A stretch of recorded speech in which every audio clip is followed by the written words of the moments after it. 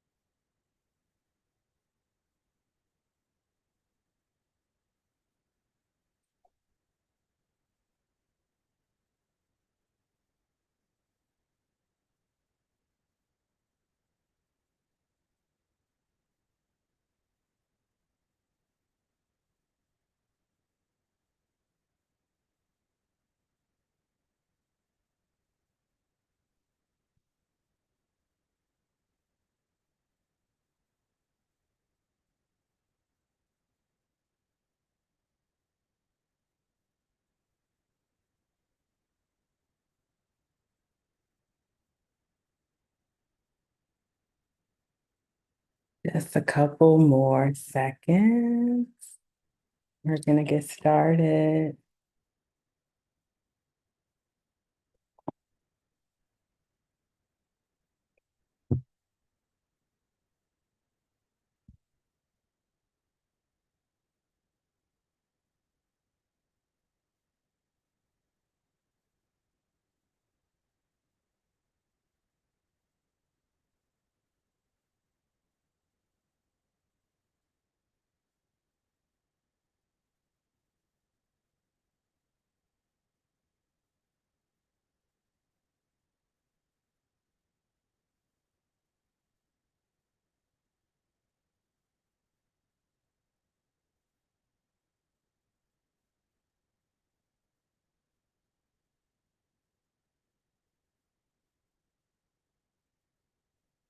One more minute. One more minute.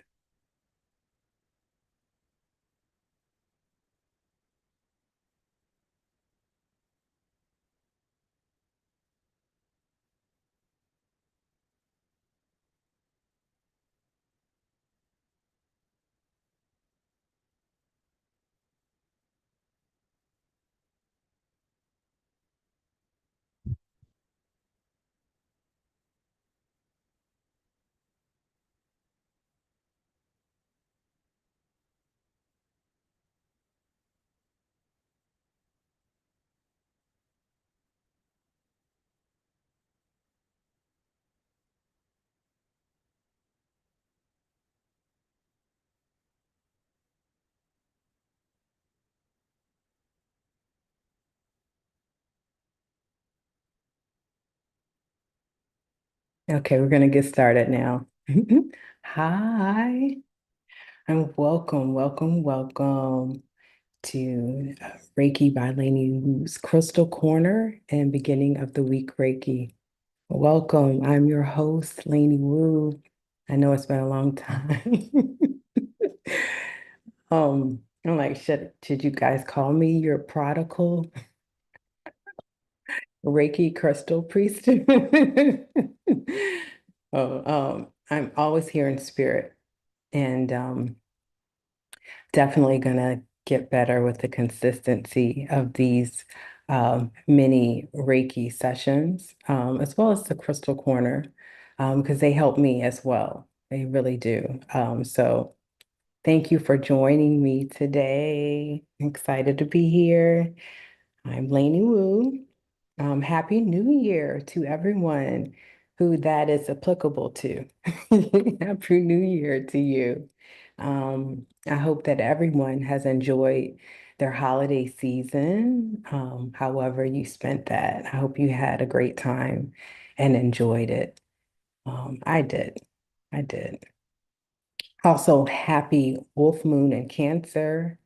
So we have that going on as well. So yeah, lots of changes, tons of endings, tons of new beginnings, and a lot of transitioning and transitions during this time. So I thought that with all the transitions and starts and endings and things, this would be a good place to talk today about cleansing and charging your crystals. And it's important that you care for your crystals because the more that you care for them, the more that they will care for you and take care of you. And cleansing and clearing them, it's really essential to making sure that they maintain their effectiveness in helping you and keeping you aligned with them. You know, your energy is aligned. So we're going to talk about several techniques on how to do those things, how to cleanse them, how to charge them, and anything that comes up around that. Okay, and then we're going to talk about one of my favorite Reiki crystals, which is apophyllite. I'm sure I've talked about apophyllite before, but we're going to talk about apophyllite again today. And then we're going to do our Reiki session, okay? So, like I said, there are so many different ways to cleanse your crystals, and I would suggest for you to use or to try a lot of different ways to see what you like. You know, it's important. But one of the most general ways is with water. And you know, you would preferably want an element like you would want water coming from a natural element like a river or a stream or something, you know, something like that. But everyone doesn't have access to that. So, I mean, if you have to do faucet water, that's fine as well. You're just going to hold the crystal in the stream of the water and just let the water come down over it. Um, you're going to want to be careful too of delicate stones because there are some stones that just do not get along with water at all. As a matter of fact, selenite will disappear on you if you try to put water on it. So I suggest do some checking before you start putting them in water just to make sure that they will survive and be intact. Okay. So you can do that. You can ask for a list, you know, on Google. That would help. You can also use salt as a method of cleansing it, you know, and again, you would preferably want to use like Himalayan salt, sea salt. Um, but if you have table salt, you can use that too. It will work. Because remember, it's about the intention. That's the most important thing. And your intention is not going to change. It's going to remain the same. So I like to get a bowl and put the salt in a bowl, and I like to submerge the crystal in the salt. So putting it all around and on top, covered it, totally covering it. And then you can leave it there for a couple of hours, or you can leave it overnight. I prefer to leave it overnight. And then when you come back to it, you're going to rinse it off with water to make sure that there isn't any salt residue that you've left there. And you can also use smoke to cleanse your crystal, and you're going to do kind of same thing with the water. You're going to pass the crystal through the smoke, and you could burn sage, you can burn Palo Santo, you can burn incense. Usually this method is something that's used whenever you're doing preparing for a spiritual practice or some type of ritual. You know, it's primarily when the smoke is used, but feel free to use it if you like it all the time. You can also use sound cleansing as a method to clear the crystals. Um, a singing bowl, tuning fork, chimes, you know, anything that you can create your own sound vibration with could be used, you know. Um, so just a note that, sound frequencies break up stagnation, breaks up stagnant energy. So you can also use that in the areas that you inhabit to break up if you are feeling stagnant energy, make noise in the corners, use those sound healing instruments in the corners, or you can clap, those kind of things you can use to kind of just clear your area. You can also use earth, like soil or dirt, to cleanse your crystals. And I've been using this method a lot more recently. And you would bury your crystals for about 24 hours.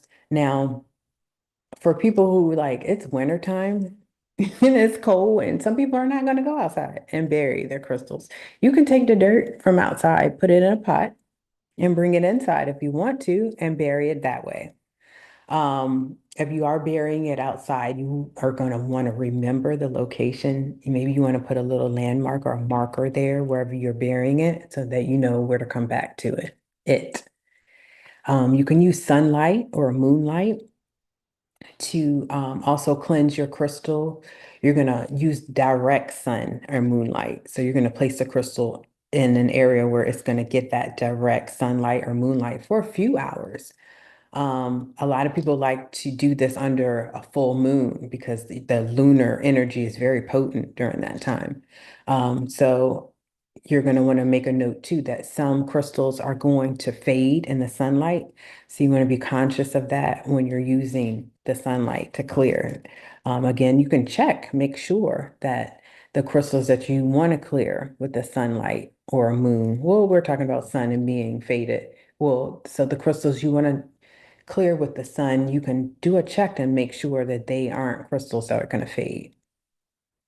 So we talked about how to clear them. Now we're going to talk about how to charge them. So you're going to clear them first and say you're going to use them.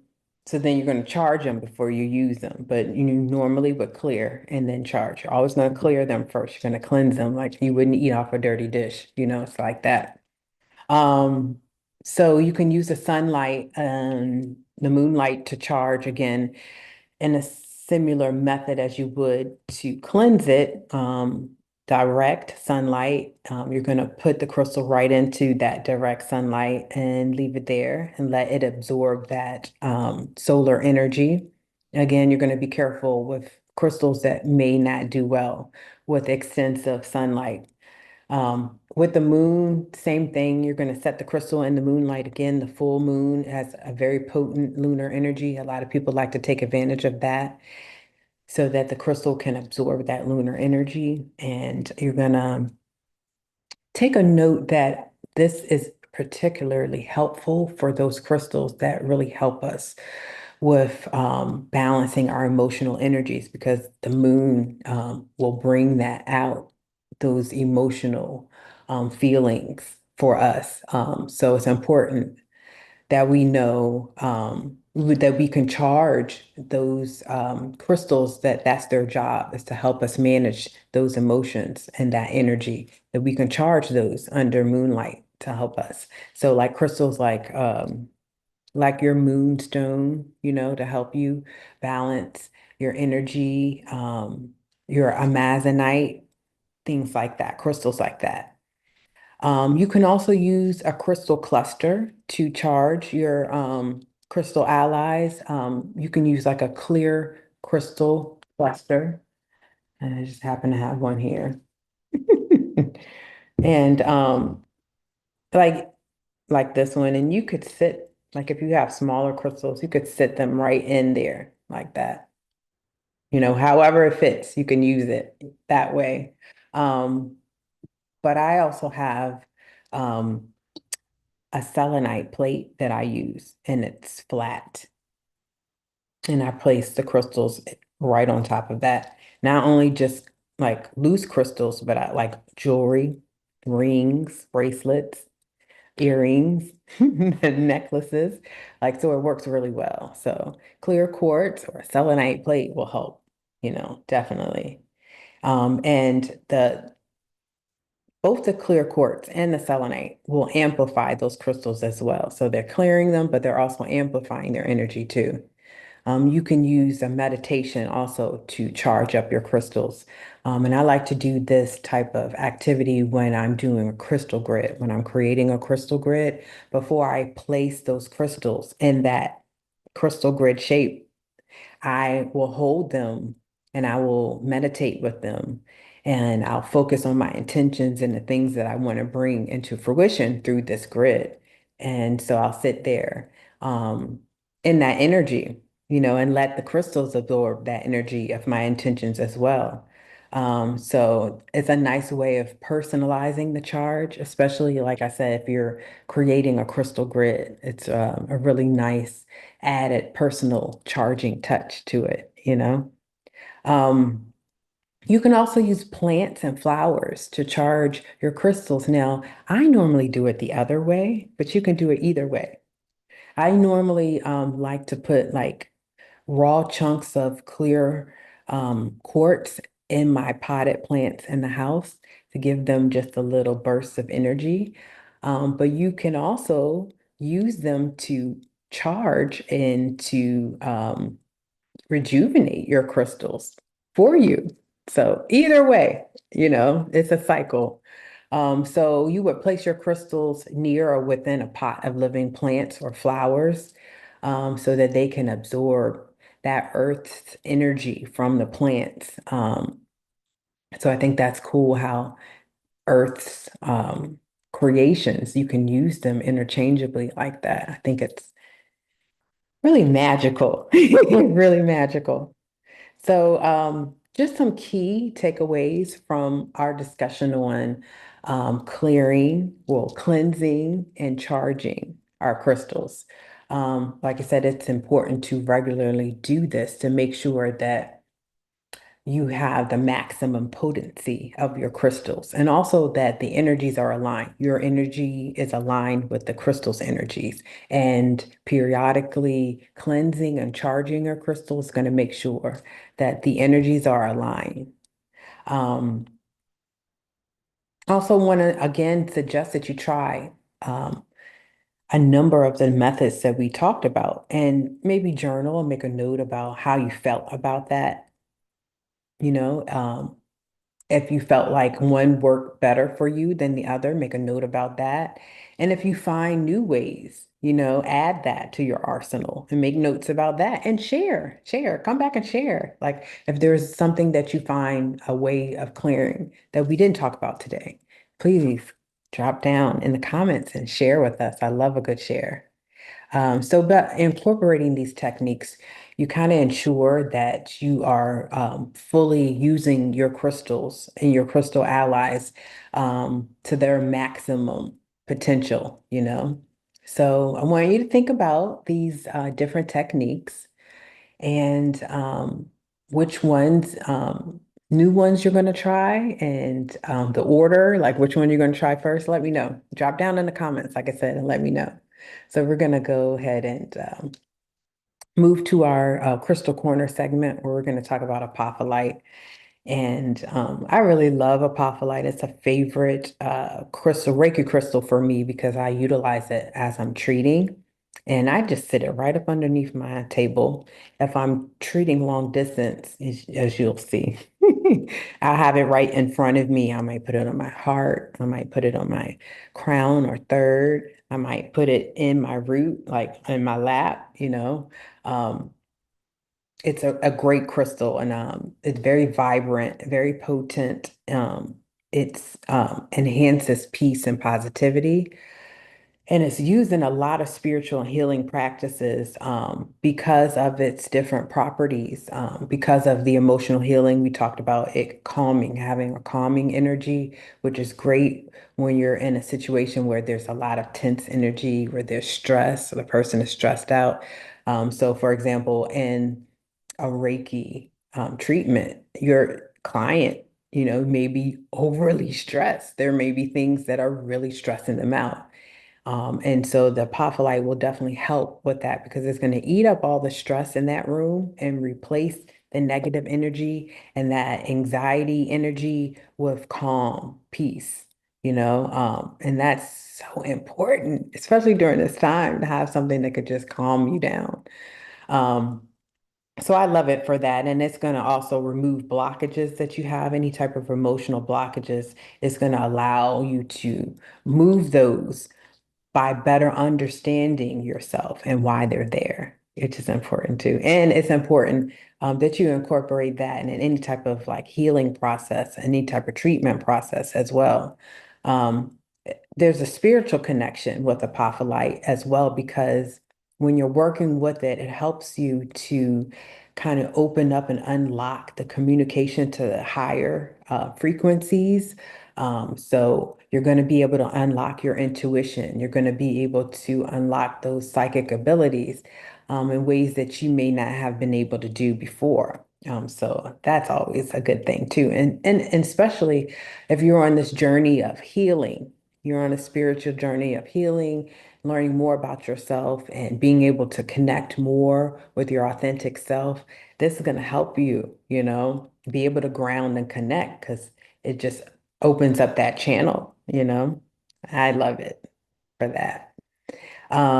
It's also great for physical healing. I know people who have used it as a pain reliever, actually have a plate like the one I described that I used. To put my crystals on to clear. I know people who sit on those plates, and that provides a pain relief for them. So it's very powerful in that way. And some people believe that it can boost your immune system as well and help you fight off different things. Also, some people believe that it could help you with your respiratory system.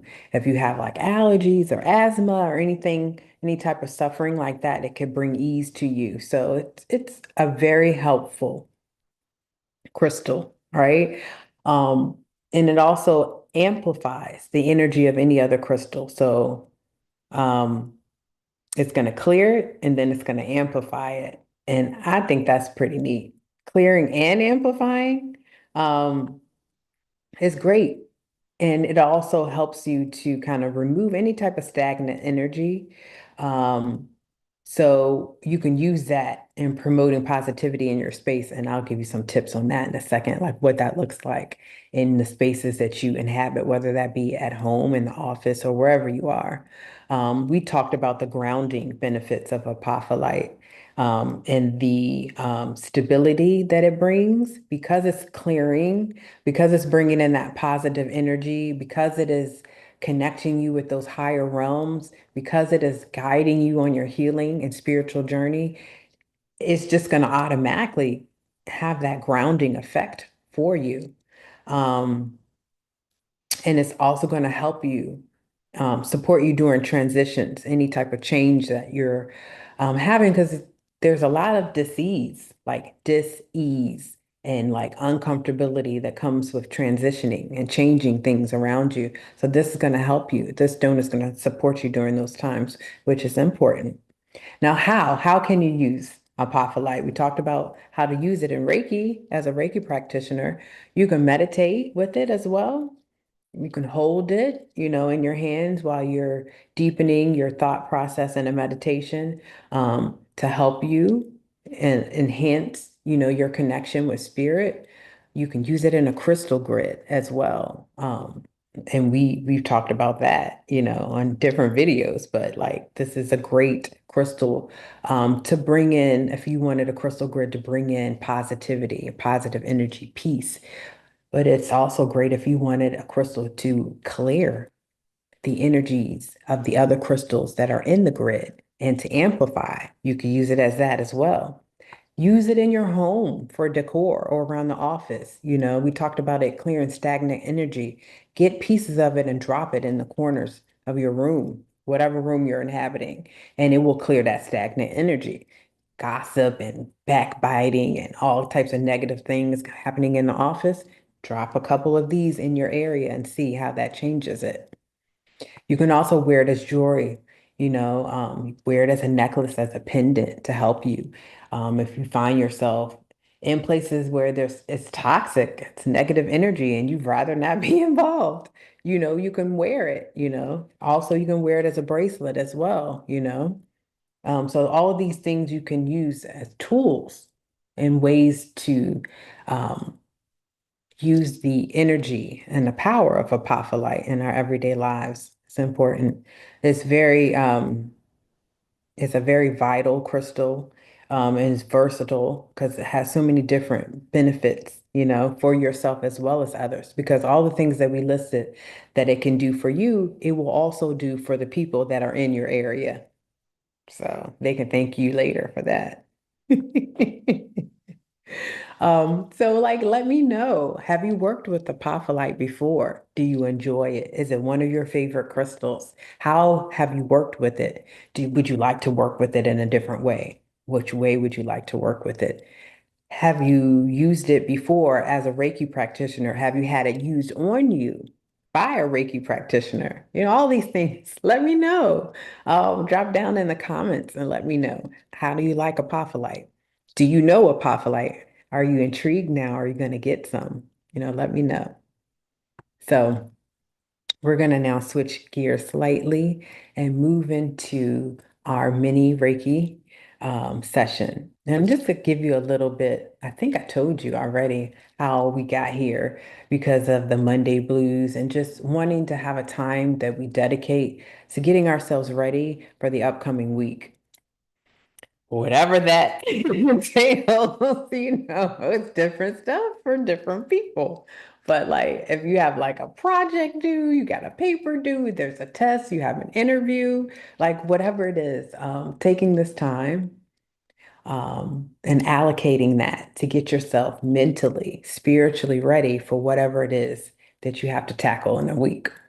And it might not be anything big like I listed. It just might be getting through the work week alive in one piece, in peace, whatever it is, this can help you. And it was my intention to provide this to our community as a tool to help you during the week, almost like a private prayer of yours for yourself that's going to last throughout the week. Um, so yeah, you may find this in the beginning or in the mid part of the week. It might be a beginning of the week gift or it might be a mid-week gift. I find I can use gifts like that at any time during the week. So just a couple of ground rules before we get started. You're going to take some time, just a couple seconds, to find a place where you can sit or lie down, where you're not going to be disturbed, where it's going to be quiet, where you can get yourself ready mentally, physically, spiritually prepared for this Reiki treatment. This is for you. This is your gift to yourself for you to start your next week off with a bang, flying colors. If you've been with me before, we've had conversations about the Reiki flow, how it's intelligent.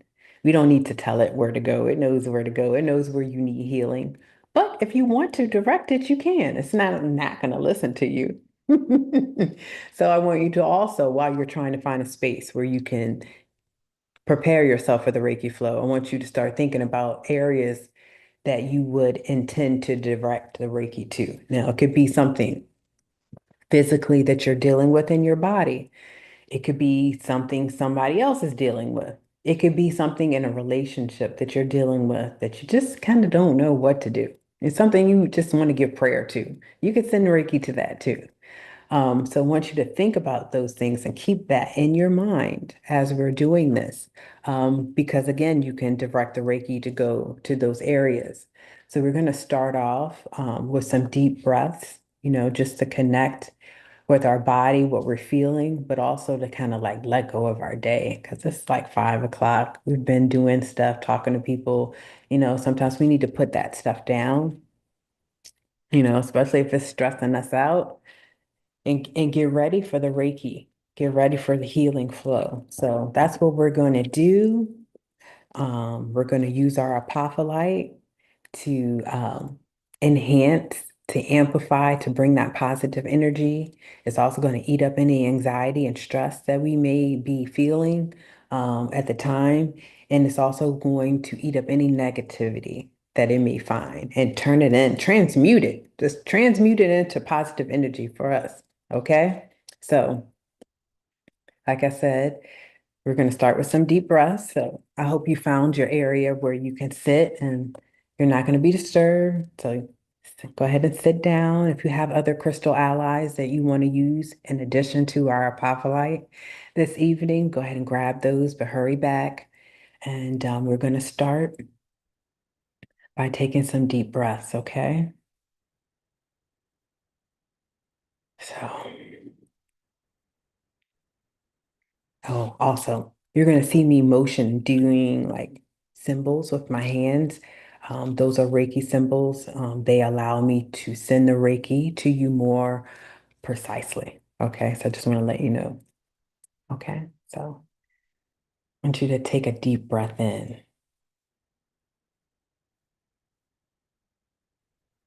and release it.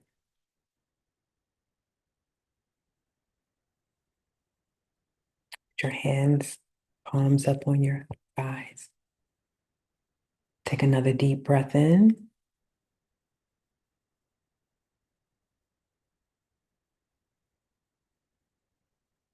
and release it.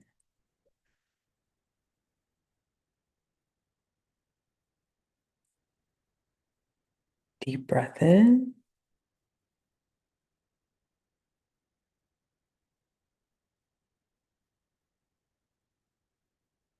and release it.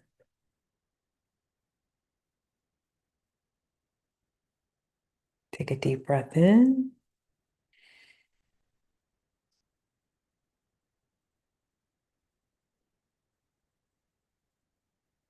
and release it.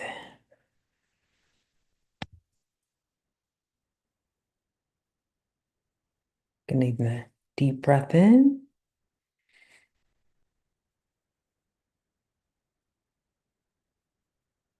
this time, hold it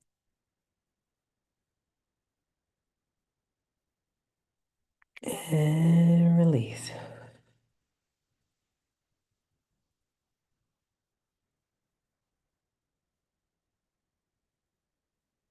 Take a deep breath in,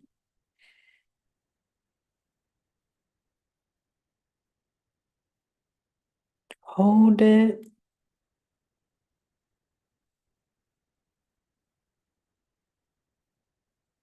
tense your body up tight, hold it, release your breath, release your body. Take another deep breath in, hold it,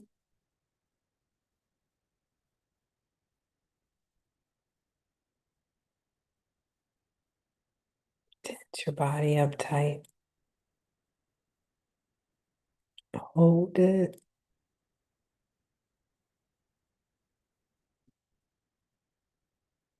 release your body, release your breath. Take another deep breath in,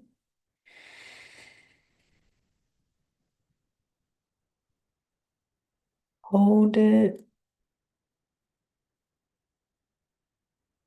tense your body, hold it,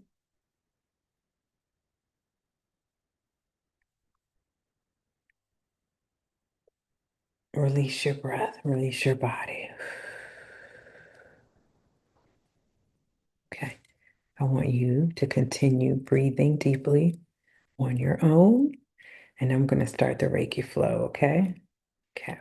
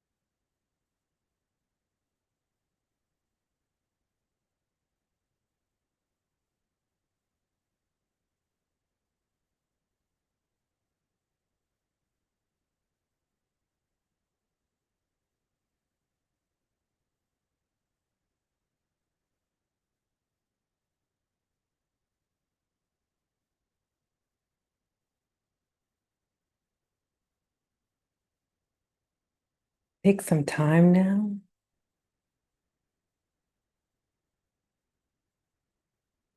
and move back into your body. You can start by wiggling your fingers or your toes.